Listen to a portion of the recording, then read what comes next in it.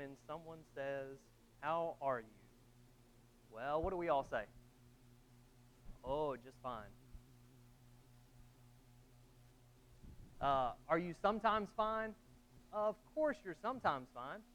Are you always fine? Of course not. Is anyone always fine? If you say yes, I'm going to ask your spouse or your kids or your roommate. We'll get to the bottom of this. No, of course not. None of us are always fine. But if we're not careful, it might seem like we're only always happy. Isn't that right?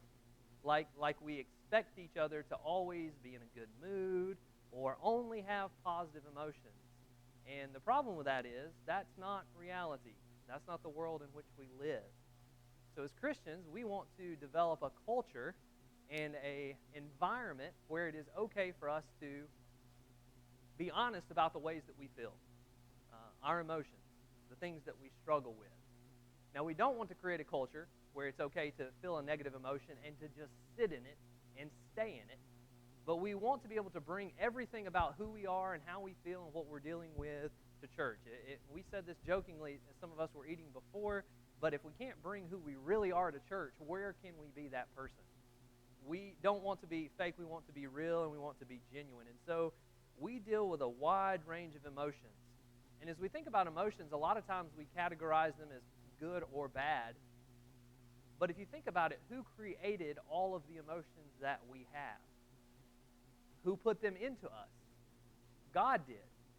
And so every emotion that we might feel at its root has some goodness to it and can do something good for us if we'll let it. And so we're talking about some of those emotions and feelings tonight. What are some negative emotions that you have dealt with before?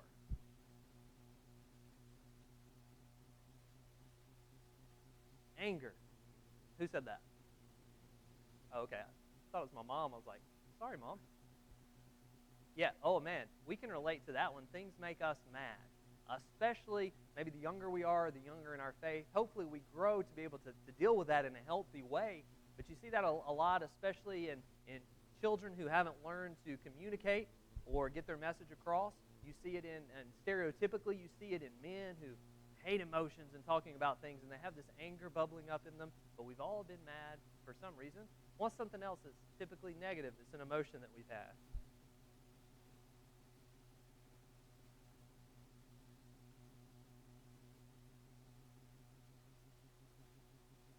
Yeah, sometimes we make commentary on people that we have no business talking about. There's no reason to. And we say things sometimes even that we shouldn't. I think it's a good thing maybe if we keep our mouth closed occasionally. That'd be all right. That's something we struggle with. It's tough to do sometimes. What else? So we've been angry. We've said things we shouldn't about people. What else? What's just a negative emotion that we deal with sometimes? All right, disappointment. And we're going to talk about maybe a cousin to disappointment tonight, discouragement. But has anyone ever been discouraged? Maybe we could do it this way. Is there anyone in here that hasn't been discouraged at some point? All right, what are the kinds of things that typically discourage you when you get discouraged?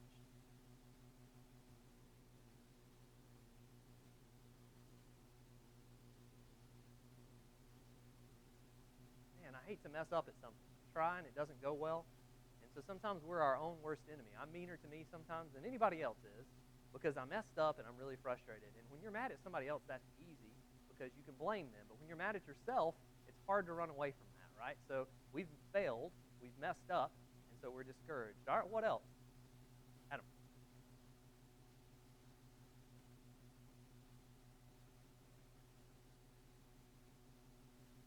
Yeah, we want to feel a part of the group. We want to feel cool or accepted or all these different emotions. We do not want to be on the outside looking in. We don't want to be mistreated. We don't want to be bullied. And so when that kind of thing happens, we lose faith in people and we lose faith in community. Sometimes we isolate ourselves. And how discouraging is it to be made fun of or to be left out? All right, what else? What's another thing that's made you feel discouraged in your life?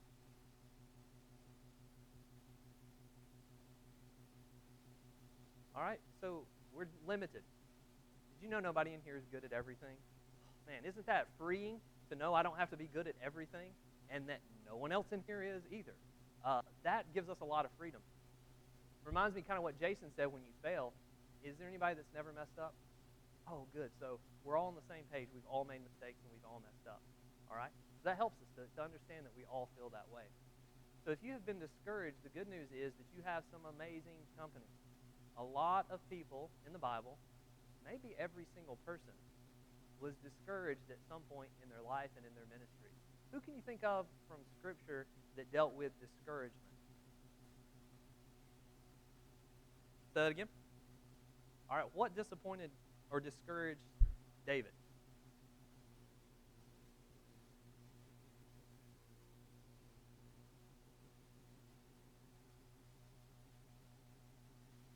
Yeah. Yeah, so David was really discouraged by his own sin, and like I think it was Brandon maybe mentioned or someone mentioned, I can't remember now. We're just talking. That's great. Now, we said a lot of things.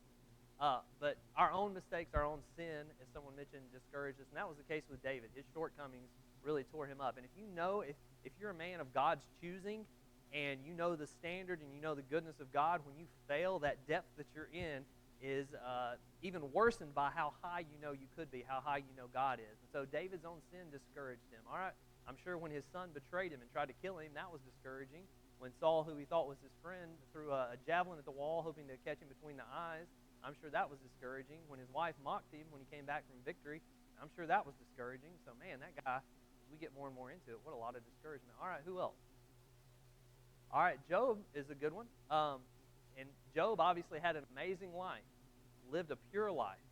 His friends, as they were sitting around talking to him, said, basically, you've lived with a pure conscience, and you've done right.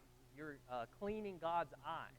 That's what you're telling us, but we know that can't be true. But Job had a great life spiritually, physically, materially, and then it all went away. And I think that story of Job is really kind of opposite of what you see in Hollywood. Everything is wrapped up, and you get to the end of Job hoping for, oh, okay, what's the moral of the story? Well, the moral of the story is God's in control. And even if things get bad, love the one that gives the gifts more than the gifts and the blessings themselves. And we don't know the answer to everything. Boy, that's kind of a frustrating read when you get to the end and you're hoping to have everything wrapped up in a nice little bow. Hey, you don't get to know everything. Oh, okay. So Job was someone that had frustration and had disappointment. How do you think his wife felt when she went from a mother and over an estate and all these farms and orchards and had a great life with her husband, and it was all taken away? What was her response? What did she tell Job he should do? Curse God and die. Man, if you have been struggling in life and then your spouse turns on you, that is a tough place to be in. So Job's wife and Job were discouraged. All right, who else? All right, Terry said Jesus. In Bible class, Jesus is always the right answer, right? But absolutely true in this situation. Michael made a point in one of his lessons a few months ago that I had never thought of. And it gave me chills when he said it. He said, what do you think the most disappointing day in Jesus' life was? Don't you think it's when he rose from the dead and nobody was at the tomb? Man, that hit me like a ton of bricks. Jesus knows what disappointment feels like. And even think about his relationship with us. How many times have you messed up and let Jesus down? Now, thankfully, there's not a tally card, and as long as you're walking in the light, that's okay. Jesus will justify us and make us righteous. But we let Jesus down, and so he has been disappointed in me a lot, I can tell you that. All right, who else can you think of that saw and dealt with discouragement and disappointment in the Bible? All right, Elijah. Look at 1 Kings chapter 19. Let's look at verses 1 through 4. So Elijah, you remember, he has this great victory over the prophets of Baal. He has this really mountaintop spiritual moment where the prophets of Baal try to call forth their God, and obviously they can't do it because he's not real. He's an inanimate object. He doesn't exist. He's a figment of their imagination. And so Elijah has a little fun with them. Well, call louder. Maybe he's asleep. Maybe he's on vacation. And they try all day. They cut themselves. They panic, all this stuff. And it doesn't work, of course. But Elijah calls forth God, and immediately God takes care of it, laps up the whole thing, takes care of theirs, and Elijah issues a challenge to the people. You can see Baal is nothing. You can see that God is everything. And he ends up killing the prophets of Baal, and they put them out, and they're marching in a good spiritual direction. Immediately after that, this is what we see. So somebody read 1 Kings 19, and if you don't mind, read verses 1 through 4. Nice and loud so we can all hear.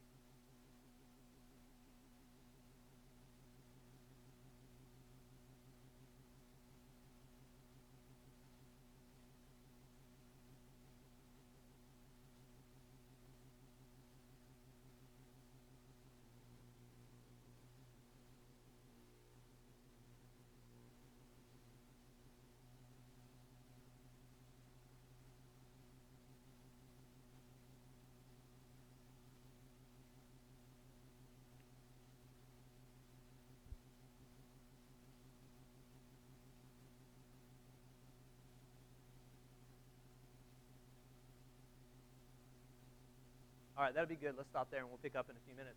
All right, so here's the story of Elijah, this great moment. Like if Michael had a gospel meeting somewhere and then the people just flooded down the aisles and they were baptized. What an experience, what a feeling. People have come close to God. But then the next day, whatever it is, something happens so bad that he just begs, God, please just take me and kill me now. That's what Elijah is saying. See how he went from that mountaintop to that valley so quickly? He was someone that knew what discouragement and disappointment felt like. Let's think about one more. Look at Matthew chapter 3 and verse 1. And somebody read that for us, if you will. Actually, read Matthew chapter 3, read verse 1, if you will. So Matthew chapter 3, verse 1.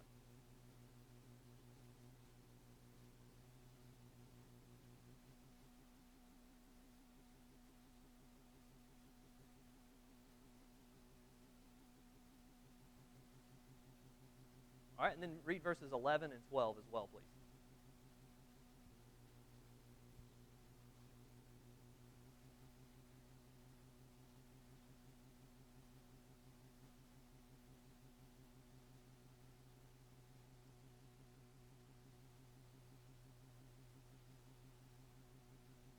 All right, so John is making straight the paths for Jesus.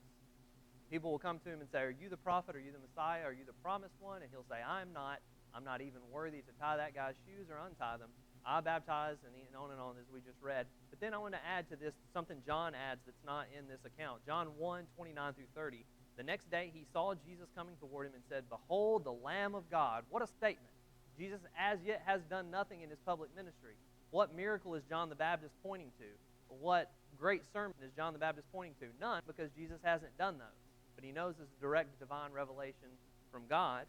And then he says, who takes away the sins of the world, this is he of whom I said, after me comes a man who ranks before me, because he was before me. All right, now let's fast forward a little bit. Jesus has started his ministry. John the Baptist has baptized Jesus, so we have a good example. He comes up out of the water. The Spirit lands on him as in the form of a dove. God says, behold, this is my beloved Son in whom I am well pleased. He blesses, he affirms Jesus. Jesus starts with his miracles in John chapter 3, I believe it is, and goes on and on and on. And John the Baptist sees all of these things. He hears the sermons and the reports. So John the Baptist surely has to know who this is. But look at Matthew chapter 11. I'm going to read verses 1 through 5.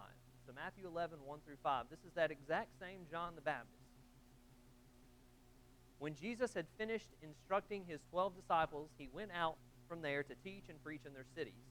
Now when John heard in prison about the deeds of the Christ, he sent word by his disciples and said to him, are you the one who is to come, or shall we look for another? I thought John the Baptist said, somebody's coming after me, and I'm not even worthy to untie his shoes. I thought when he saw Jesus coming, he said, behold the Lamb of God that takes away the sin of the world. Now how, just a few chapters later, a short period of time later, is he saying, hey, Jesus, are you the one? All right? And look at verse 3. He said to him, are you the one who is to come? Shall we look for another? Jesus answered, go and tell John what you hear and see. The blind receive their sight, the lame walk, lepers are cleansed, the deaf hear, the dead are raised up, and the poor have good news preached to them. All right, let me ask you this. Why did John the Baptist ask this question about Jesus? Why did he get discouraged and question who Jesus was?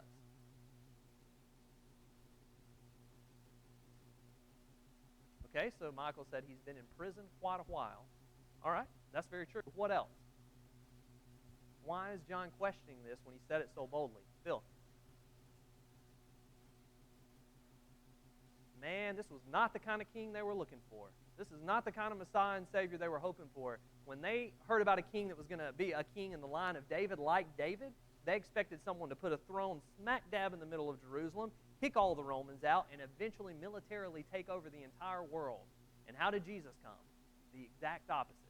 Born in the front part of a house where the animals were kept, to poor parents, didn't even have a home, much less a palace, a kingdom, a throne. So now John the Baptist, knowing this is Jesus, and even has the miracles and the sermons to back it up, still looks and says, man, this was not what I was expecting. I'm not sure if this is the guy or not. And do you remember who on earth first recognized Jesus' divinity? John the Baptist in the womb with his mother. All right? So John the Baptist should have known, but why did he question it? He was discouraged. All right? So if you have been discouraged, you are in amazing company, because every single character in the Bible that was doing what was right was discouraged at some point.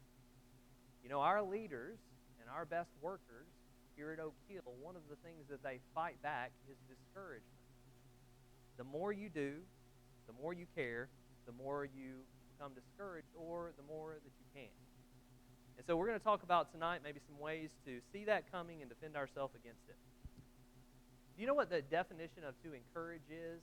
It's very simple when you break it down. It's to put courage into something. It's to take a situation where fear and doom and gloom reign and to put courage into it. Who in the Bible had a nickname about encouragement? Barnabas. Can you imagine being born and given a name, and you grow up and your friends get to know you and say, no, that name's not good enough. You need a better name than that. That's what happened to Barnabas. The people around said, you're such an encouragement, and they nicknamed him Barnabas, which means son of encouragement. And you know, when you read son of in the Bible, it means nature of. So when we see Jesus as the Son of Man, that means that he had the nature of man. Jesus was a man. When we see him called Son of God, that means he had the nature of God. He was God. And so Barnabas is the son of encouragement. He has the nature, the spirit of encouragement. Think about everything that Barnabas did to encourage the early church. You read about the birthday of the church in Acts 2, and then Barnabas is seen not long after that selling what he has and giving it to the church so that people can stay in Jerusalem and learn, and so that they can deal through persecution. They can have a place to stay. Barnabas did that. What about when Saul first becomes a Christian?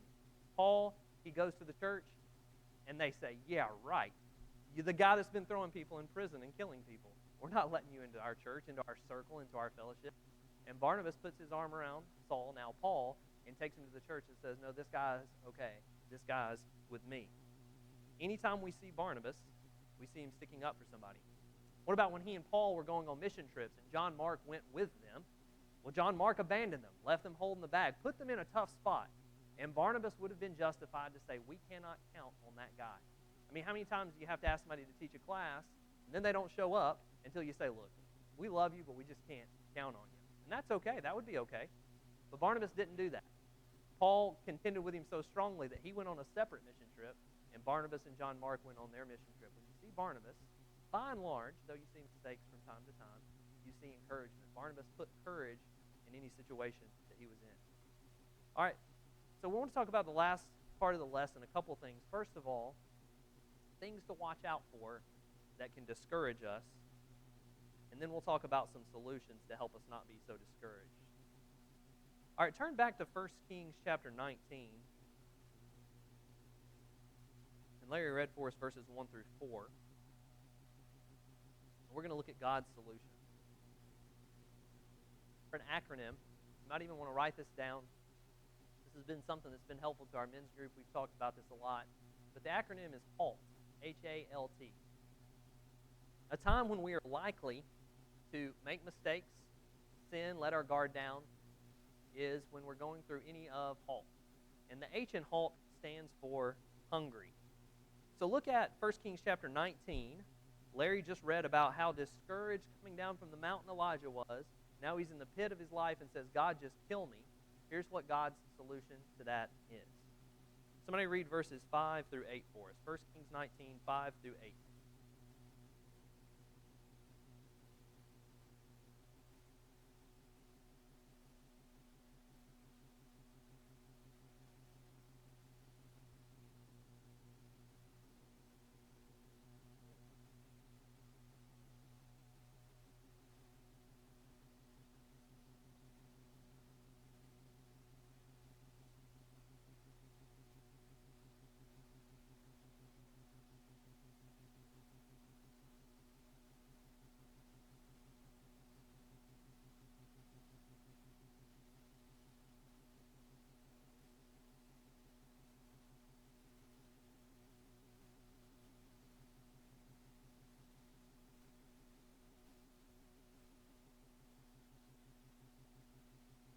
All right, so Elijah has just had this amazing moment. It would be the pinnacle of our spiritual life, probably. And the next day he says, God, just kill me. It's not worth it. And God's huge, mighty answer to that, to Elijah, is what? Take a nap, get something to eat. Elijah eats and he goes back to sleep. When he wakes up, God says, eat again. We are not in a place where we make good decisions when we are weakened by the things that we're going through. Sometimes, if we allow ourselves to become hungry, and that can be food, that can be for any number of things, hungry for approval, hungry for companionship, even a sexual appetite, any of these things that we have a hunger for, if we don't fulfill that hunger in a godly way, a lot of times we open ourselves up to weakness and eventually to sin. Elijah became the most discouraged, and God's answer to that was, let me fill your hunger. All right, the second one is in halt, so hungry, angry. In Ephesians chapter 4 and verse 26, Paul says, be angry and do not sin. Anger in and of itself is not necessarily wrong. And even some anger can be a good and a godly thing. But the warning that Paul gives us shows us how dangerous that emotion can be, especially unchecked and in the immature. As Paul says, be angry, but do not sin. A lot of times we make poor decisions when we're angry and when we're upset. Have you ever seen someone maybe punch a hole in something or flip someone off in traffic or scream or yell or beat their kids or, I don't know, any number of things because they were angry? If they weren't angry, they never would have done that thing. You never would have seen them. But because they're angry, they're not thinking clearly. They're letting their anger dictate what they do. They let their guard down, and they sin. A lot of times we become discouraged. We become really in a sinful state because our anger weakens our defense system. If someone lets you down, if we think God let us down in a situation, though of course he never would, if we know that someone let us down, we might be tempted to say, man, I'm so mad, I deserve this. We might become bitter over it. Paul warns husbands and wives, don't become bitter towards one another. And so we might become angry and let our guard down. The third one is lonely. Look at 2 Corinthians chapter 7 and verse 6. And I love this verse. It's this way with me, probably with you. There's some verses I think about more than others, and I don't know why, but I've always loved this verse once I kind of noticed it. But we have a temptation to become discouraged, to let our guard down when we're hungry for whatever, when we're angry, and when we're lonely. 2 Corinthians 7:6 says, but God who comforts the downcast. Well, that's us. Sometimes we have hard times. Life is awesome, but it can also be awful, and in those awful moments, we are downcast. So how does God comfort us? Well, in a lot of ways. Some ways that we'll probably never know, definitely through Scripture. I've had moments in my life where I just wanted to give up, or I was angry, and a verse would pop in my head. Man, that helped. I don't know all the ways God helped, but here's one of them.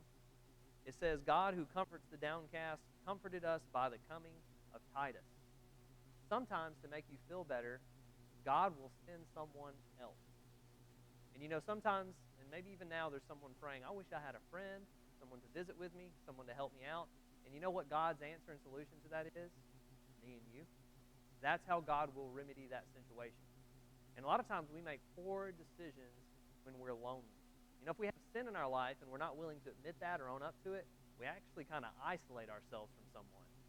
And really that puts us all by ourselves with the weight and the guilt, and we're trying to do more than God ever intended for us to do. You think about every character again in the Bible. Name one that did it on their own. We might say Jesus, but when Jesus was baptized by John the Baptist, he received the Holy Spirit. He, right after that, is tempted in the wilderness, and when he comes out of that, he selects his disciples, his apostles, and then he picks those inner three that are close to him. Jesus didn't do it on his own, and the reason for that is because none of us were ever intended to. And we make a lot of mistakes when we try to do things on our own. Now, don't get confused and think that means that we can blame other people for stuff or we don't have personal accountability. Not at all true. But we can't do everything on our own. Galatians 6:1 says to bear one another's burdens, right? So we need each other. All right, and then finally, we make a lot of mistakes when we're tired. So hungry, angry, lonely, or tired. Look at Mark chapter 60, verses 30 through 31. Now, some of us need to be told, get out there and do some stuff. Some of us are the opposite and need to be told, calm down and slow down. And this is an instance where Jesus tells his apostles that, his disciples. Look at Mark 60. Somebody read verses 30 through 31. Oh, that's okay. Mark 6, 30 through 31.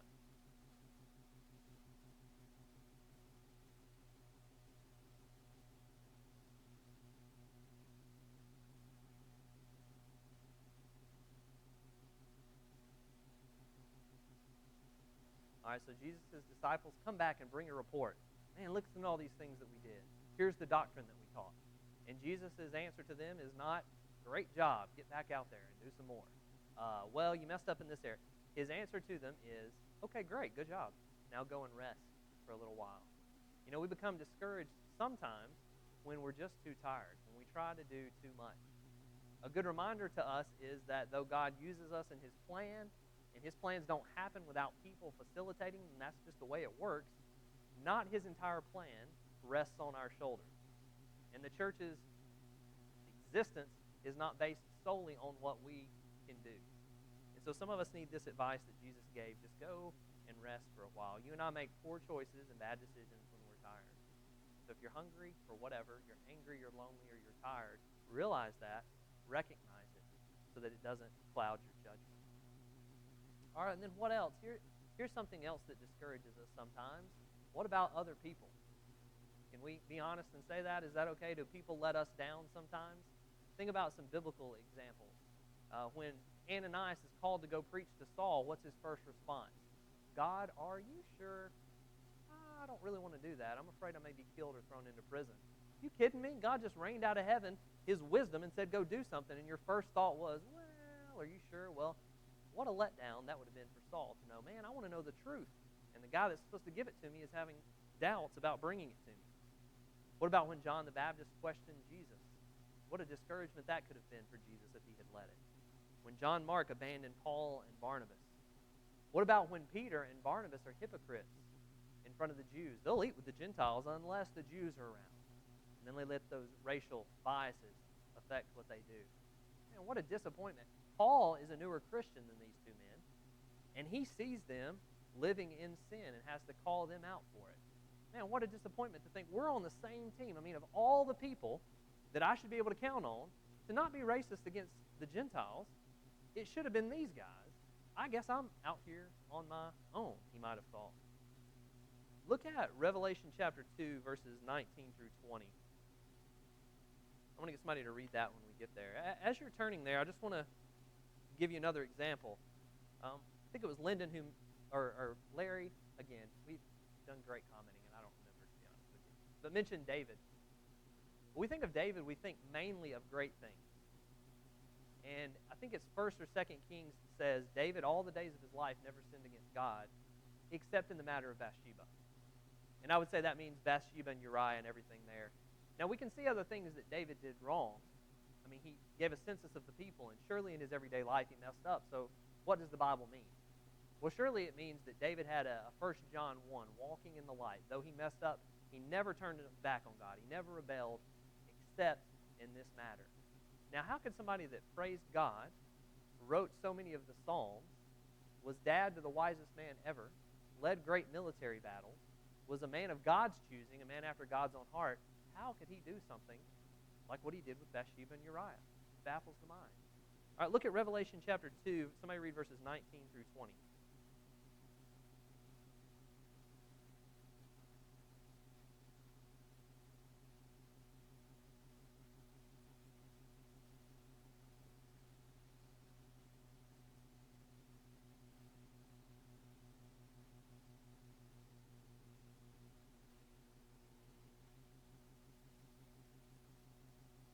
Now, Jesus does not say, start with the list of things they had done wrong and said, you're dead to me.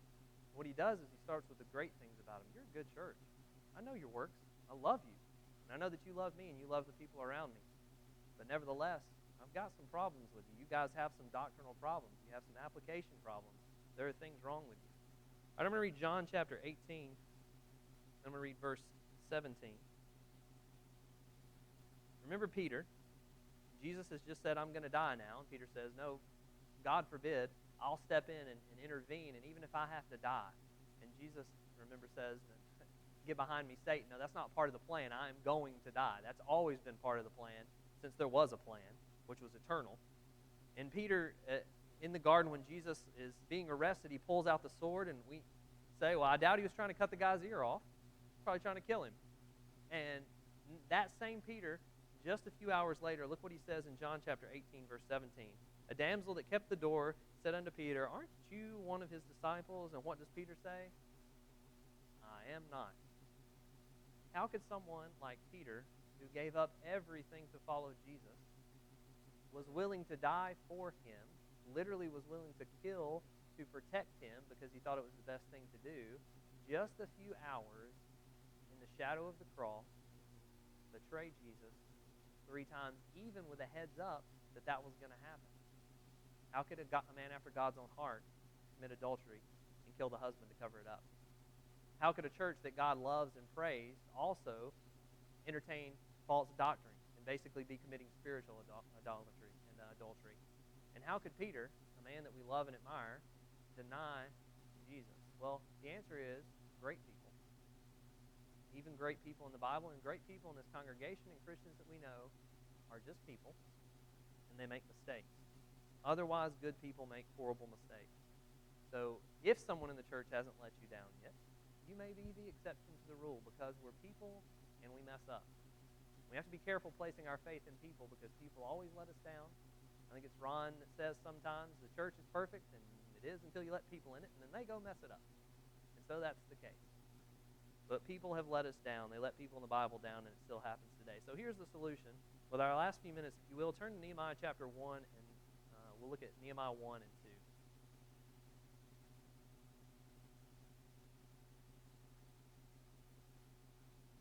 So as we look at our Old Testament, we sometimes forget Nehemiah is the last book, really.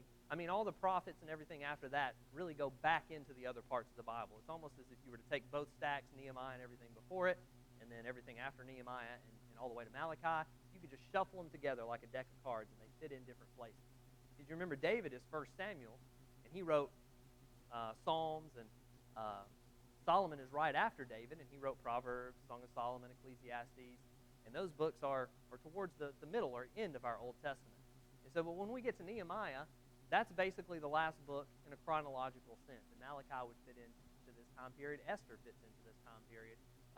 Either Nehemiah or maybe Ezra. So Nehemiah is it. And Nehemiah is a cupbearer for the king. That means he's a glorified taste tester. You want to kill the king back then, you poison them. Well, no, not if Nehemiah's there, because he'll try it first. And I try my kids' food first just to make sure, so I'm kind of like a Nehemiah myself. But he did other things for the king as well, seemingly some accounting and some different managerial stuff in his kingdom. And a group comes from Jerusalem to report to the king, and in my opinion, just so Nehemiah can hear it and maybe be touched by it and influence the king to do something about it. And they tell him of a 100-year problem. The walls around Jerusalem are laying in ruins, and because of that, we're basically a doormat. People want to come in and raid us and ransack us and take our women and children and take our strong men for their army. They do it. We don't have a defense system, and we've tried for 100 years to overcome it. And so Nehemiah's answer to that is maybe kind of amazing to us at first, because as a man in our culture, when you are presented a problem, what is typically our response to that?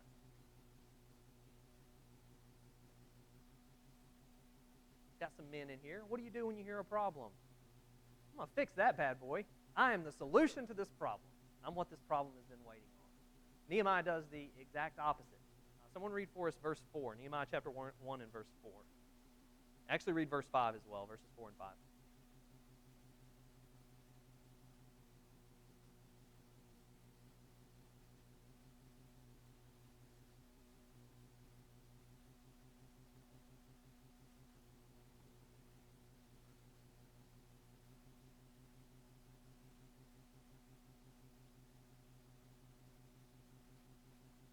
All right, if we continue on, we see a prayer that Nehemiah has. So Nehemiah, here's his first reaction. Our first reaction, fix the problem. I'm the solution. What can I do? Let me think about my power, my abilities, my opportunities.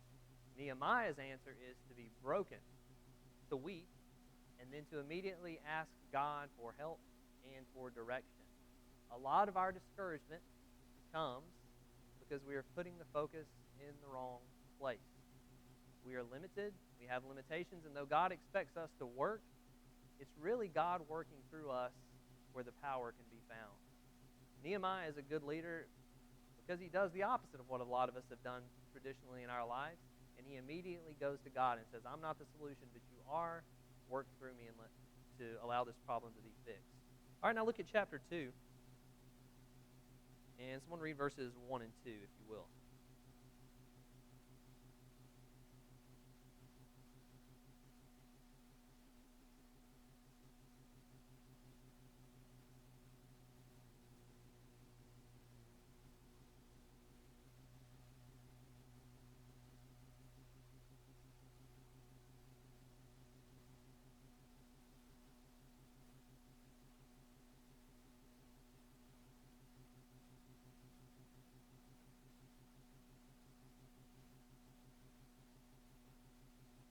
All right, so Nehemiah is sad in the presence of the king, and he says, I've never done that before.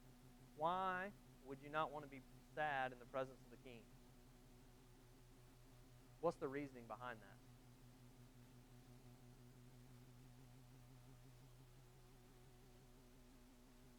All right, the king is having to balance the budget. The king is having to decide whether to go to war or not. The king is having to try to get his guy who's been kidnapped back without having to pay $1 million or lose a bunch of people.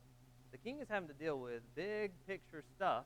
He doesn't need you being sad because you had a bad day. The king cannot put his energy towards, hey buddy, you okay? So Nehemiah has lived his entire life of push those emotions down because they're not as important as what the king needs. If I want to have a bad day, I can do that at home. But this is such a bad day, such a problem. Look, my entire people were a laughing stock of the country. God promised Abraham this land, and now we don't have it. This is not just a problem for me. This is a generational problem. And so Nehemiah is uncontrollably sad in front of the king. And then the king asks him in verse 2, why is your countenance sad? Don't say you're sick. This is nothing but sorrow of heart. He asks what we ask each other. Hey, Nehemiah, what's wrong? Or, hey, how's it going? Now, typically, what do? We already started class this way. We typically say, hey, how are you?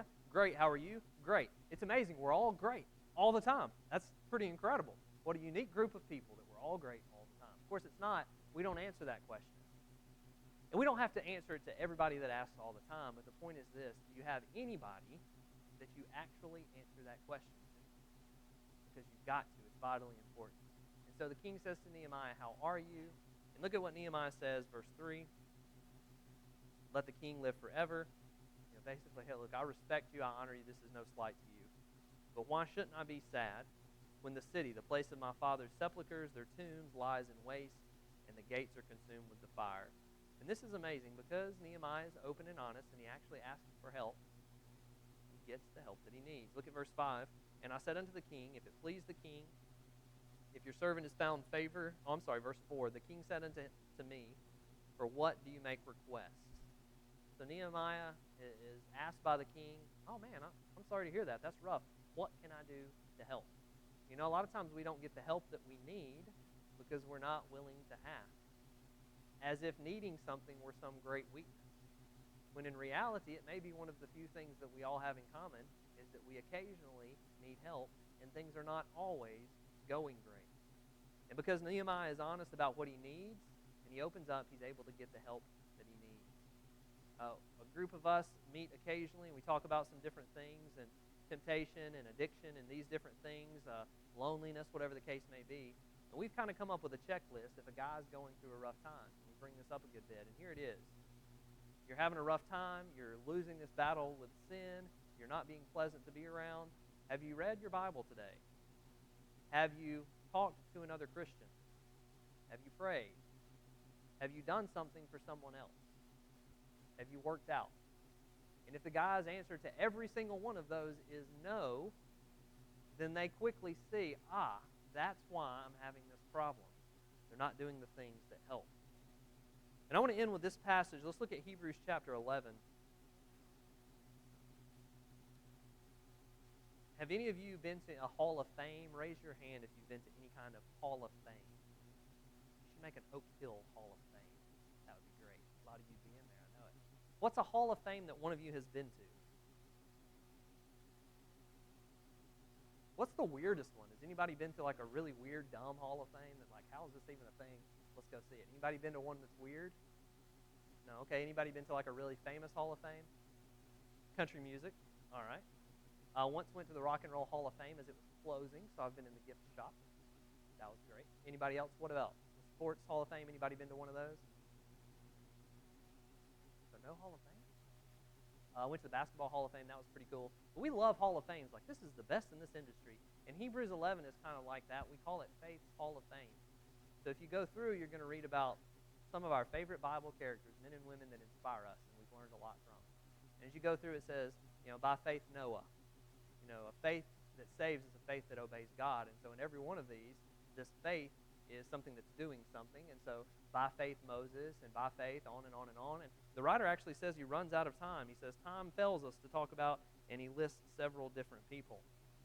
But we didn't get handed down the chapter breaks from heaven. We have done those ourselves. And I think we've done a good job by and large, but there are a few unfortunate chapter breaks. And one of those is Hebrews 11 to Hebrews 12. Look at Hebrews chapter 12. We just talked about every Bible character that our kids talk about in Sunday school and on Wednesday nights in chapter 11 for the most part. And here's how it sums it up. Verse 1 of chapter 12. Seeing we also are compassed about with so great a cloud of witnesses. Who are the witnesses that are watching me and you run our Christian race? Everybody he just mentioned in verse 11. It's as if we're running to heaven, and hopefully the devil's running from us while we run from him, and we're going to heaven. It's like a race. Everybody on the sidelines cheering for us is the men and women of faith in the Bible. All right? So we're surrounded by this great cloud of witnesses. Let us lay aside every weight and the sin which does so easily beset us, and let us run with patience the race that is set before us. All right, and look, here's the whole point of Hebrews chapter 11. Is Hebrews chapter 12 and verse 2. Looking or staring unto Jesus, the author and finisher of our faith. You know what the point of Hebrews chapter 11 is? Hebrews chapter 12 and verse 2. It's not about Moses. It's not about Noah. The Bible's saying forget those guys. They're around you, cheering you on, but the whole point, the whole thing they're all screaming is look at Jesus and keep going. Look at Jesus and keep going. A lot of times we deal with discouragement, and that is a very natural thing, one we shared with people in the Bible. If you're never discouraged, it may mean that you're not doing anything. It may mean that you don't care. But if you're discouraged, it probably means you're trying, and it means you care. There's no problem with being discouraged. The problem comes when we stay in that discouragement and allow it to let us sin. When we're discouraged, oftentimes it's because we're thinking about the wrong thing. We're thinking about the wrong person. We're looking to ourselves instead of staring at Jesus, the author and finisher of our faith. If you find yourself discouraged, you're in great company. Every single person in this room can relate. Some of us may have even caused it from time to time, but the answer is always the same. Don't think about ourselves. Think about Jesus and what he would have us to do. Look at Jesus, the author and finisher of our faith. And that's the answer